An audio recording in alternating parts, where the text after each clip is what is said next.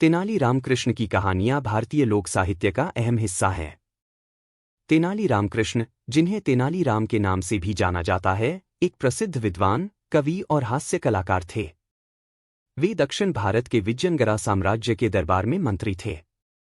उनका जीवन चतुराई, हंसी और तर्क शक्ति से भरा हुआ था। उनकी कहानियां न केवल मनोरंजन करती हैं, बल्कि जीवन के महत्वपूर्ण पाठ भी सीखती हैं। यहाँ मैं आपको तेनाली रामकृष्ण की कुछ प्रसिद्ध कहानियां संक्षेप में प्रस्तुत कर रहा हूं, जो उनके चातुर्य और बुद्धिमत्ता को दर्शाती हैं। बुद्धिमान का खेल। एक बार तेनाली रामकृष्ण और उनके शिष्य यात्रा पर निकले।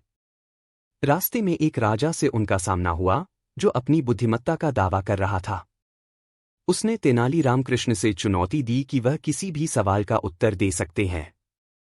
तेनाली रामकृष्ण ने शांति से कहा, आप मुझे एक सवाल पूछिए, लेकिन मैं भी एक सवाल पूछूंगा। तेनाली रामकृष्ण ने पूछा, राजन, क्या आप समझते हैं कि मैं कौन हूं? राजा ने गर्व से कहा, आप एक साधारण व्यक्ति हैं, जो मेरे सामने आकर बुद्धिमत्ता की बातें कर रहे हैं। तेनाली रामकृष्ण हंसी में बोले, अब मैं अपना सवाल पूछता हूं। क्या आप जानते हैं कि मेरे पास कितने सोने के सिक्के हैं? राजा चौंकते हुए बोला, यह मुझे कैसे पता होगा? तेनाली रामकृष्ण मुस्कुराए और कहा, मैंने यही सिखाया है, जो दूसरे के सवालों का सही जवाब नहीं जान सकता, उसे खुद से जुड़े सवाल का जवाब भी नहीं पता होना चाहिए। राजा अपनी हार मान गया और तेनाली रामकृष्ण की बुद्धिमत्ता का लोहा माना। तेनाली रामकृष्ण के दरबार में एक व्यापारी आया, जिसके पास एक स्वर्ण मुद्रा थी। व्यापारी ने राजा से कहा कि यह मुद्रा अत्यधिक कीमती है और उसे बेचने के लिए वह सही मूल्य चाहता है। राजा ने तेनाली रामकृष्ण को बुलाया और कहा, तुम इस मुद्रा का मूल्य निर्धारण करो। तेनाली रामकृष्ण ने मुद्रा को गौर से देखा और कहा, यह मुद्रा असली नहीं है। व्यापारी चौंक गया और बोला, यह मुद्रा असली है और मैंने इसे बहुत महंगे दाम पर खरीदी है। तेनाली रामकृष्ण मुस्कुराए और बोले, मैंने इसे असली क्यों नहीं माना? इसका कारण यह है कि यदि यह असली होती, तो यह बहुत सी चीजें बताती। इस मुद्रा में कोई निशान या शिलालेख नहीं है, जो किसी समय के बारे में बता सके। यदि इसे ध्यान से देखा जाए, तो पता चलता है कि यह सिर्फ एक साधारण सिक्का है, जो किसी भी मापदंड पर खरा नहीं उतरता। राजा और व्यापारी दोनों तेनाली रामकृष्ण की बुद्धिमत्ता से हैरान रह गए और व्यापारी को सच्चाई का एहसास हुआ। एक दिन एक नकली साधु तेनाली रामकृष्ण के पास आया। उसने खुद को महान संत बताकर तेनाली रामकृष्ण से दान की मांग की। साधु ने कहा, मुझे एक विशेष दान चाहिए, जिससे मेरी तपस्या पूर्ण हो सके। तेनाली रामकृष्ण ने कहा, ठीक है, लेकिन तुमने कितने सालों तक तपस्या की है? साधु ने गर्व से कहा, मैंने 18 साल तक लगातार तप किया है। तेनाली रामकृष्ण ने शांति से पूछा, तुम्हारे तप का प्रमाण क्या है?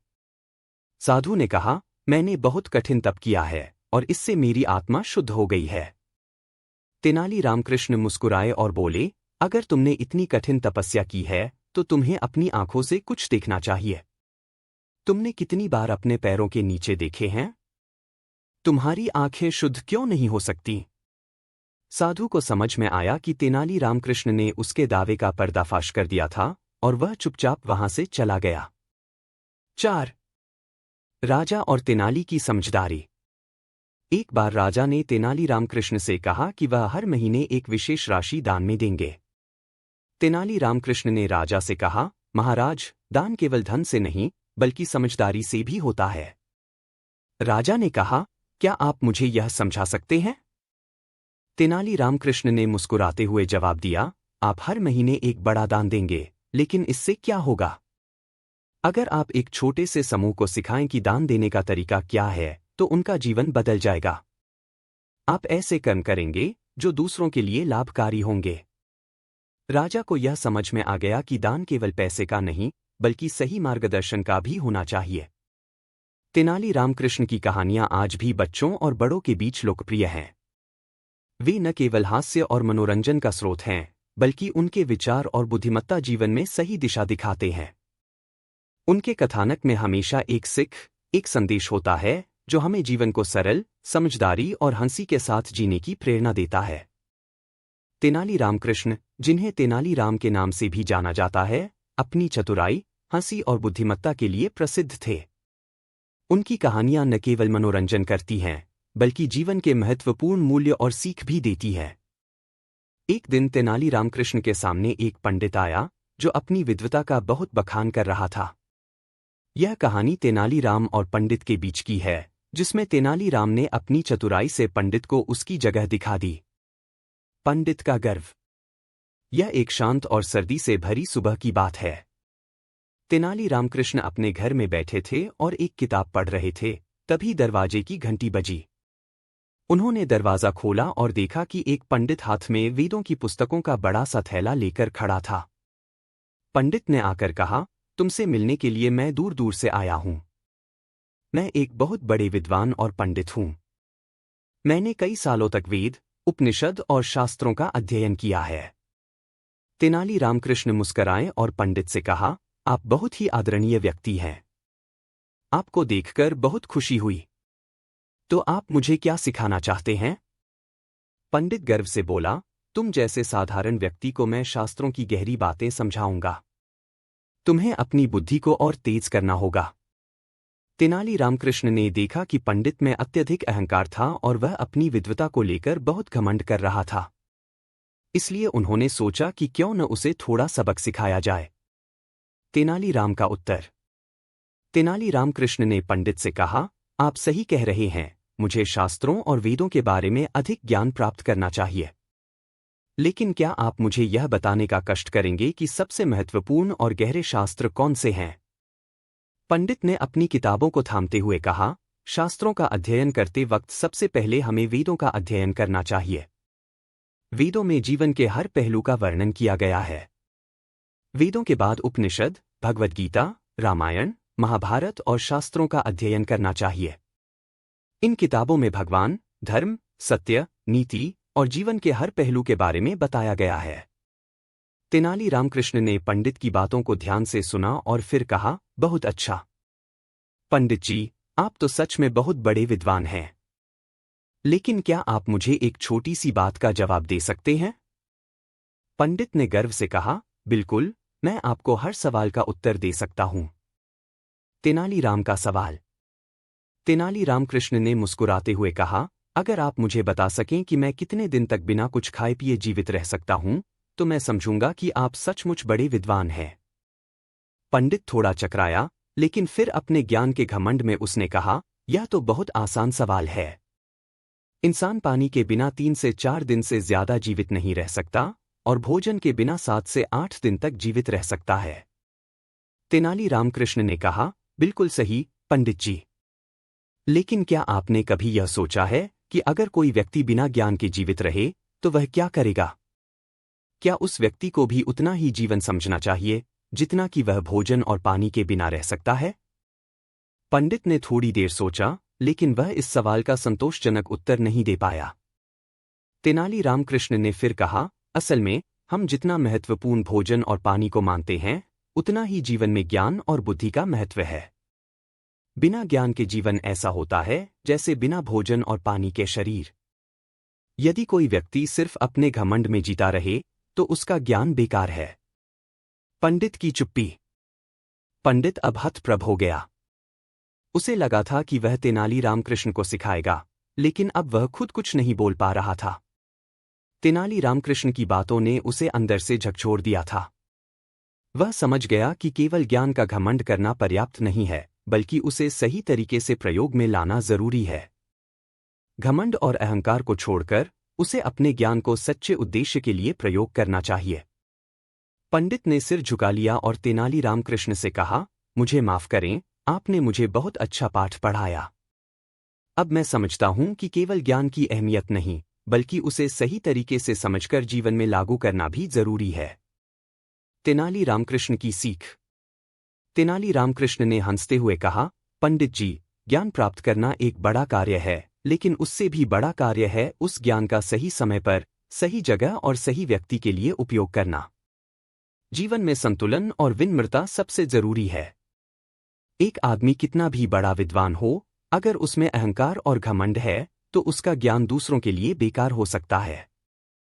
पंडित ने तहे दिल से तेनाली रामकृष्ण का धन्यवाद किया और सोचते हुए वहां से चला गया। अब उसे यह समझ में आ गया था कि ज्ञान प्राप्त करना तो बहुत अच्छा है, लेकिन यदि वह सही तरीके से उसका उपयोग नहीं करता है तो उसकी विद्वता का कोई मूल्य नहीं रहेगा। निष्कर्ष। इस कहानी से हमें यह सीखने को मिलता है कि ज्ञान का सही उपयोग ही असली ज्ञान है। ज्ञान प्राप्त करना कोई कठिन कार्य नहीं है, लेकिन उसे सही उद्देश्य के लिए विनम्रता और समझदारी से उपयोग करना सबसे बड़ी विद्वता है। तेनाली रामकृष्ण ने पंडित को यह सबक दिया कि केवल अपने ज्ञान का बखान करना और घमंड करना जीवन में कोई वास्तविक लाभ नहीं देता।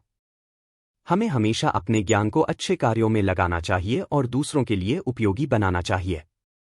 राजा कृष्णदेव राय, जिन्होंने 1509 से 1542 तक विजयनगर साम्राज्य के सिंहासन पर राज किया, भारतीय इतिहास के सबसे महान और प्रसिद्ध शासकों में से एक माने जाते हैं। उनका शासन न्यायप्रियता, शांति, समृद्धि और सांस्कृतिक समृद्धि के लिए प्रसिद्ध था। उनका दरबार अत्यधिक प्रसिद्ध था, जहां कई महान विद्वान, कवि और कलाकार उपस्थित रहते थे। उनके दरबार में अष्टदिग्गज नामक एक सभा थी, जिसमें 8 प्रमुख विद्वान थे। इन विद्वानों में से कुछ प्रसिद्ध नाम थे तेनाली रामकृष्ण, पंडित चंद, अलंकाराचार्य, रुद्रकवि और अधिक। राजा कृष्णदेव राय का दरबार न केवल उनके शासन के निर्णयों के लिए प्रसिद्ध था, बल्कि यह एक सांस्कृतिक केंद्र भी था। राजा के दरबार में विभिन्न प्रकार की कहानियां गूंजती थीं, जो उनके न्यायप्रिय और चतुर शासन का परिचायक थीं। आइए, हम राजा कृष्णदेव राय के दरबार की कुछ प्रसिद्ध कहानियों को विस्तार से जानें। 1. तेनाली रामकृष्ण और वकील की चतुराई। राजा कृष्णदेव राय के दरबार में तेनाली रामकृष्ण एक प्रसिद्ध विद्वान और मंत्री थे। वह अपने हाजिर जवाबी और चतुराई के लिए जाने जाते थे। एक दिन दरबार में एक वकील ने राजा के सामने एक चुनौती पेश की। वह वकील दावा कर रहा था कि उसके पास ऐसी जादुई शक्ति है जिससे वह किसी भी व्यक्ति को किसी भी अपराध के लिए दोषी साबित कर सकता है, चाहे वह निर्दोष क्यों न हो। राजा कृष्णदेव राय ने तेनाली रामकृष्ण को बुलाया और वकील से पूछा, क्या यह सच है कि आप किसी भी व्यक्ति को दोषी साबित कर सकते हैं? वकील ने गर्व से कहा, जी हां, महाराज, मैं यह कर सकता हूं। राजा ने कहा, तो फिर एक आदमी को दोषी साबित करके दिखाइए। तेनाली रामकृष्ण ने चुपचाप वकील की बातों को सुना और कहा, महाराज, मुझे भी एक मौका दीजिए। मैं इस वकील से यह साबित करने के लिए कहूंगा कि वह जो कह रहा है वह सही है। राजा कृष्णदेव राय ने तेनाली रामकृष्ण को मौका दिया। तेनाली रामकृष्ण ने वकील से पूछा, क्या आप सचमुच किसी भी व्यक्ति को दोषी साबित कर सकते हैं? वकील ने कहा, बिल्कुल, मैं यह कर सकता हूं। तेनाली रामकृष्ण ने मुस्कुराते हुए कहा, तो फिर यह साबित कीजिए कि आप खुद दोषी नहीं हैं। वकील चुप हो गया। वह तेनाली रामकृष्ण की बातों का उत्तर नहीं दे सका। राजा कृष्णदेव राय ने तेनाली रामकृष्ण की बुद्धिमत्ता की सराहना की और वकील को सबक सिखाया कि केवल अपने ज्ञान का घमंड करना और दूसरों को गलत साबित करने का प्रयास करना सही नहीं है। 2. राजा और पंडित का युद्ध। एक बार राजा कृष्णदेव राय के दरबार में एक पंडित आया, जो अपने शास्त्रों और वेदों का बहुत बड़ाई करता था। पंडित ने राजा से कहा, महाराज, मैं इतना बड़ा विद्वान हूं कि मुझे किसी भी विषय में अपनी विद्वता साबित करने के लिए किसी से भी चुनौती देने की आवश्यकता नहीं है। राजा कृष्णदेव राय ने पंडित को चुनौती दी, अगर आप इतने बड़े विद्वान हैं, तो आपको एक सवाल का जवाब देना चाहिए। पंडित ने गर्व से कहा, महाराज, मुझे किसी भी सवाल का उत्तर देने में कोई कठिनाई नहीं होगी। राजा ने पूछा, आप मुझे यह बताइए कि एक आदमी अपने घर से बाहर निकलता है, लेकिन वह किसी भी दिशा में नहीं जाता।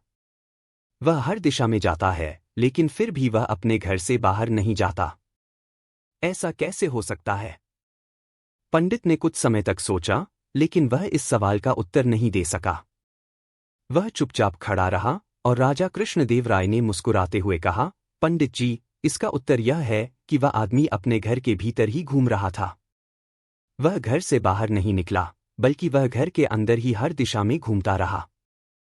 पंडित को अपनी गलती का एहसास हुआ और उसने राजा कृष्णदेव राय से माफी मांगी।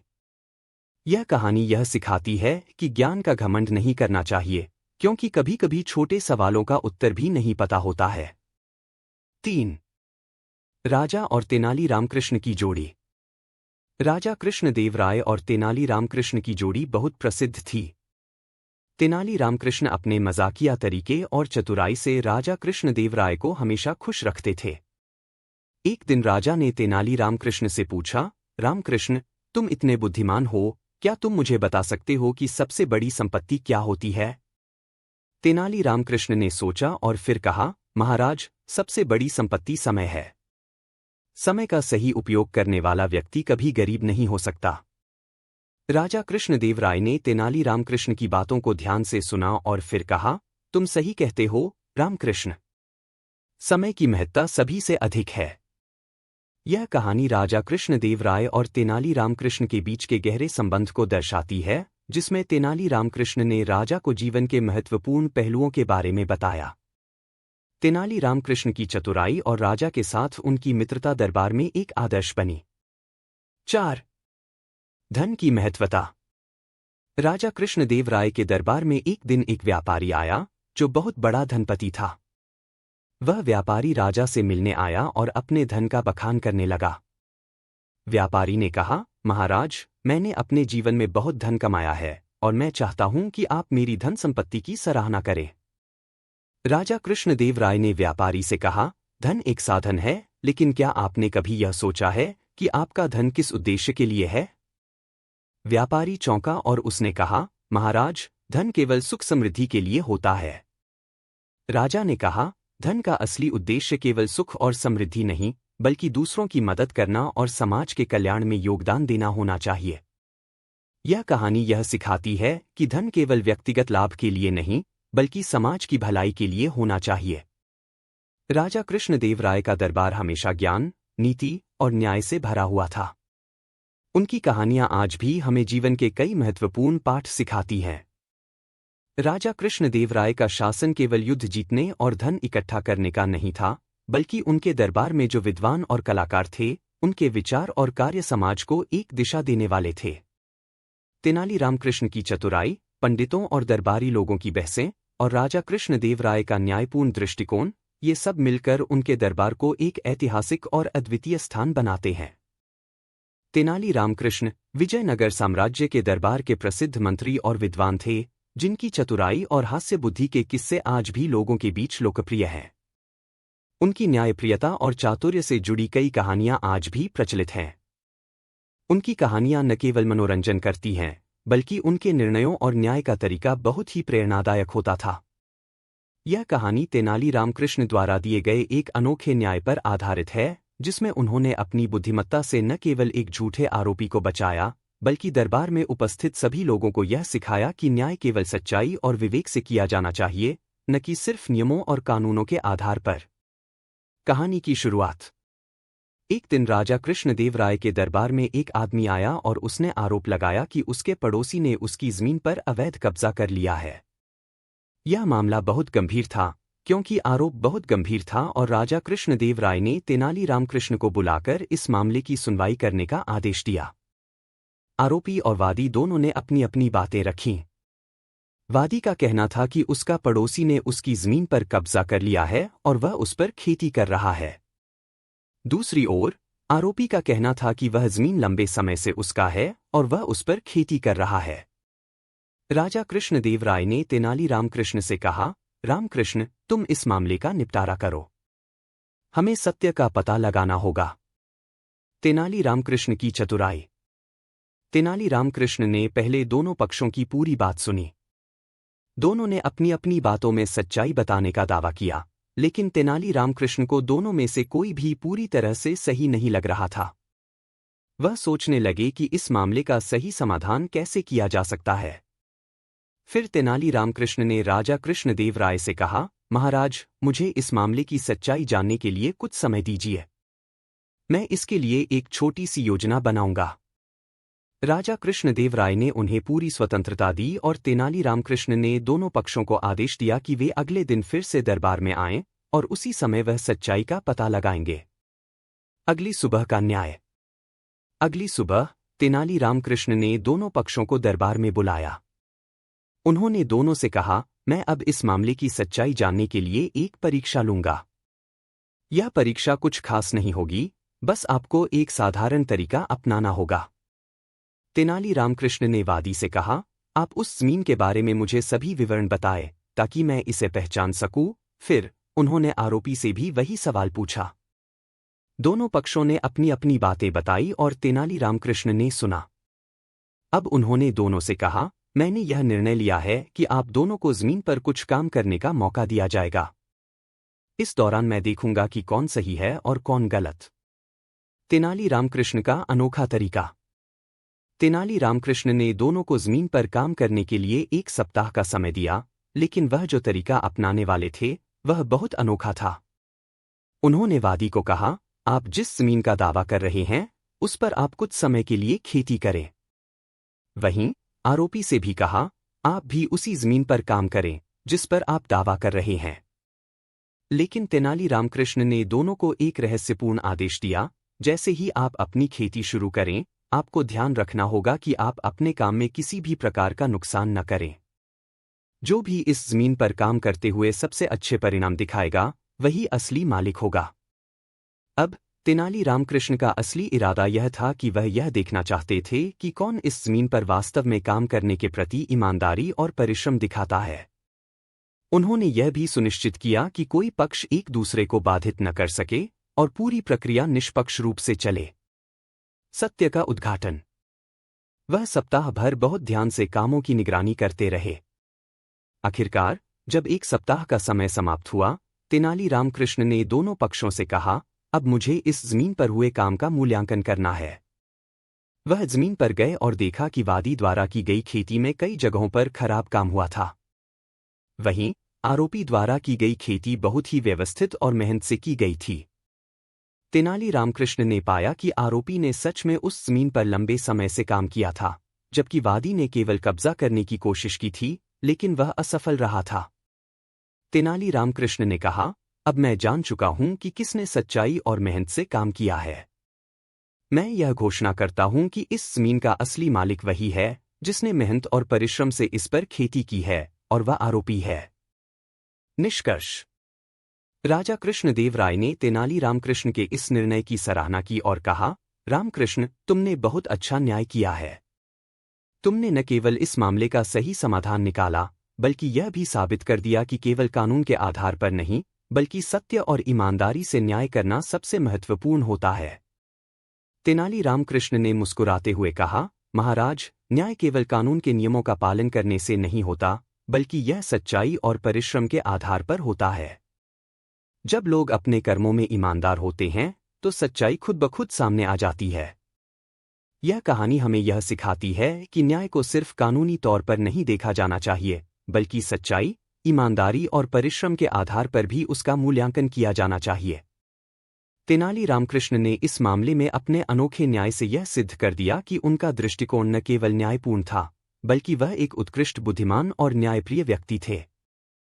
तेनाली रामकृष्ण, जिन्होंने विजयनगर साम्राज्य के राजा कृष्णदेव राय के दरबार में अपनी चतुराई और बुद्धिमत्ता से प्रसिद्धि हासिल की, न केवल एक महान मंत्री और विद्वान थे, बल्कि उनकी हंसी मजाक, न्यायप्रियता और चतुराई से भरी कई कहानियां आज भी लोगों के बीच प्रसिद्ध हैं। तेनाली रामकृष्ण के जीवन में कई बार ऐसे क्षण आए जब उन्हें अपनी चतुराई और समझदारी से गंभीर संकटों का सामना करना पड़ा। यह कहानी तेनाली रामकृष्ण के जीवन के एक ऐसे संकट से जुड़ी हुई है जिसमें उनका सामना एक जालसाज से हुआ और उन्होंने अपनी बुद्धिमत्ता से उस संकट से न केवल खुद को बाहर निकाला, बल्कि एक बड़ा धोखा भी उजागर किया। कहानी का प्रारंभ। राजा कृष्णदेव राय का दरबार हमेशा भरा रहता था। एक दिन राजा ने अपने मंत्री और दरबारियों से कहा, मैंने सुना है कि हमारे साम्राज्य में कुछ लोग तांत्रिक विद्या और जादू टोने का सहारा लेकर लोगों को धोखा दे रहे हैं। हमें इस समस्या का समाधान करना होगा ताकि हमारे प्रजा को किसी भी प्रकार की परेशानी का सामना न करना पड़े। राजा का यह आदेश सुनकर तेनाली रामकृष्ण ने सिर झुकाकर कहा, महाराज, मैं इस समस्या का समाधान जल्द से जल्द निकालूंगा। आपको चिंता करने की आवश्यकता नहीं है। राजा ने तेनाली रामकृष्ण की बातों पर विश्वास करते हुए कहा, रामकृष्ण, तुम्हारी चतुराई और बुद्धिमत्ता पर मुझे पूरा भरोसा है। मैं जानता हूं कि तुम इस संकट से हमें बाहर निकाल सकते हो। तांत्रिक का आगमन। कुछ दिन बाद तेनाली रामकृष्ण को खबर मिली कि एक तांत्रिक व्यक्ति, जो खुद को एक शक्तिशाली जादूगर के रूप में पेश कर रहा था, शहर में आकर लोगों को अपनी जादूटोने से इलाज देने का दावा कर रहा है। वह अपनी शक्तियों का बखान करता और लोगों को अपनी तरफ आकर्षित करता। वह लोगों से भारी रकम लेता और उन्हें यह विश्वास दिलाता कि उसकी जादुई शक्तियां उनके जीवन की समस्याओं को हल कर सकती हैं। तेनाली रामकृष्ण ने इसे एक गंभीर खतरे के रूप में देखा। यदि इस तांत्रिक ने अपने जादूटोने से लोगों को धोखा देना जारी रखा, तो साम्राज्य की शांति और व्यवस्था में गड़बड़ी हो सकती थी। रामकृष्ण ने सोचा कि उन्हें इस तांत्रिक को सबक सिखाना होगा, ताकि वह आगे से किसी को भी धोखा न दे सके। तेनाली रामकृष्ण की योजना। तेनाली रामकृष्ण ने राजा कृष्णदेव राय से अनुमति लेकर तांत्रिक के जादूटोने को उजागर करने के लिए एक योजना बनाई। उन्होंने सोचा कि यदि वह खुद इस तांत्रिक के जाल में फंस जाएं, तो वह तांत्रिक के धोखे को और अच्छे से समझ पाएंगे। इसके बाद वह अपने तरीके से तांत्रिक को उसकी ही चालों में फंसा सकते थे। तेनाली रामकृष्ण ने अपना रूप बदल लिया और एक साधु का वेश धारण कर लिया। उनका चेहरा अब बहुत शांत और गंभीर नजर आता था। वह तांत्रिक के पास गए और उससे मिलने की इच्छा जताई। तांत्रिक ने रामकृष्ण को देखा और उनसे पूछा, तुम कौन हो और क्या चाहते हो? तेनाली रामकृष्ण ने धीमी आवाज में कहा, मुझे अपने जीवन के बहुत से कष्टों का समाधान चाहिए। मैं जीवन में बहुत परेशान हूं और मेरी सारी समस्याएं मुझे घेरे हुए हैं। क्या आप मेरी मदद कर सकते हैं? तांत्रिक ने एक बहुत ही गहरी मुस्कान के साथ कहा, तुमने सही व्यक्ति से संपर्क किया है, साधु भाई। मैं तुम्हारी सारी समस्याओं का समाधान कर सकता हूं, बस तुम्हें मुझे कुछ धन देना होगा और मैं तुम्हारे जीवन में शांति ला दूंगा। तांत्रिक का धोखा। तेनाली रामकृष्ण ने तांत्रिक की बातों को ध्यान से सुना और फिर कहा, मैं तुम पर पूरी तरह विश्वास करता हूं। बताओ, तुम्हें कितने रुपए चाहिए? तांत्रिक ने बिना समय गंवाए कहा, मुझे तुम्हारे जीवन की समस्याएं दूर करने के लिए 500 सोने की मुद्राओं की आवश्यकता होगी। तेनाली रामकृष्ण ने कहा, ठीक है, मैं तुम्हें वह धन दूंगा, लेकिन पहले तुम मुझे दिखाओ कि तुम्हारी शक्तियां कितनी सशक्त हैं। मुझे यह विश्वास दिलाओ कि तुम सचमुच एक जादूगर हो। तांत्रिक ने खुशी से कहा, तुम्हारी इच्छाओं को पूरा करना मेरे लिए कोई कठिन काम नहीं है। मैं तुम्हें एक ऐसा चमत्कारी दृश्य दिखाऊंगा, जिसे देखकर तुम चौंक जाओगे। तांत्रिक ने अपनी आंखें बंद की और मंत्र पढ़ना शुरू किया। उसके बाद उसने अपनी आंखें खोली और अचानक ही एक शानदार दृश्य दिखाई दिया। वह बोला, देखो, अब तुम्हारे सामने एक विशाल स्वर्णमाला और अनमोल रत्न है। यह सब तुम्हारे लिए है। तेनाली रामकृष्ण ने सोचा, यह तो सच्चा तांत्रिक नहीं है, बल्कि एक धोखेबाज है। वह मुस्कुराए और तांत्रिक से कहा, अच्छा, तुमने जादू दिखा दिया, लेकिन मुझे यह सब तुरंत नहीं चाहिए। मैं तुमसे एक और सवाल पूछता हूं। तेनाली रामकृष्ण का चालाक सवाल। तेनाली रामकृष्ण ने तांत्रिक से कहा, तुमने दिखाया कि तुम जादू कर सकते हो, लेकिन अगर तुम सच में एक शक्तिशाली तांत्रिक हो, तो क्या तुम मुझे यह बता सकते हो कि मेरे पास कितने धन हैं? तांत्रिक थोड़ी देर चुप रहा, फिर उसने उत्तर दिया, तुम्हारे पास 500 सोने की मुद्राएं हैं, जो तुम मुझे देने वाले थे। तेनाली रामकृष्ण ने फिर कहा, लेकिन तुम तो मेरी आंखों से देख नहीं सकते। तुमने मुझे जो जादू दिखाया, वह तो केवल मनगढ़ंत था, और तुम मेरी नज़र से देखकर तो यह नहीं बता सकते कि मेरे पास कितने सोने की मुद्राएं हैं। तो तुम्हारा यह तंत्र क्या काम का है? तांत्रिक का चेहरा काला पड़ गया, क्योंकि अब वह समझ चुका था कि वह तेनाली रामकृष्ण के सामने फंस चुका है। वह बुरी तरह से घबराया और हाथ जोड़ते हुए बोला, मुझे माफ कर दो, मैं एक धोखेबाज हूं, और मैं लोगों को जादू के नाम पर धोखा दे रहा था। राजा का न्याय। तेनाली रामकृष्ण ने तांत्रिक को राजा कृष्णदेव राय के दरबार में पेश किया और राजा से कहा, महाराज, यह व्यक्ति केवल लोगों को धोखा दे रहा था। इसका जादू कोई असली तंत्र नहीं था, बल्कि यह सब केवल भ्रम और झूठ था। राजा कृष्णदेव राय ने तांत्रिक को घेरते हुए कहा, तुमने हमारे राज्य की जनता को धोखा दिया, इसके लिए तुम्हें कड़ी सजा दी जाएगी। राजा ने तांत्रिक को सजा दी और उसे साम्राज्य से बाहर कर दिया, ताकि वह और लोगों को नुकसान न पहुंचा सके। साथ ही तेनाली रामकृष्ण की चतुराई और बुद्धिमत्ता की सराहना करते हुए राजा ने उन्हें पुरस्कार भी दिया। इस कहानी से हमें यह सीखने को मिलता है कि संकट चाहे जैसे भी हों, अगर हमारे पास समझदारी और चतुराई हो तो हम किसी भी मुश्किल का सामना कर सकते हैं। तेनाली रामकृष्ण की तरह हमें कभी भी धोखेबाजों के जाल में नहीं फंसना चाहिए और सही समय पर सही निर्णय लेना चाहिए।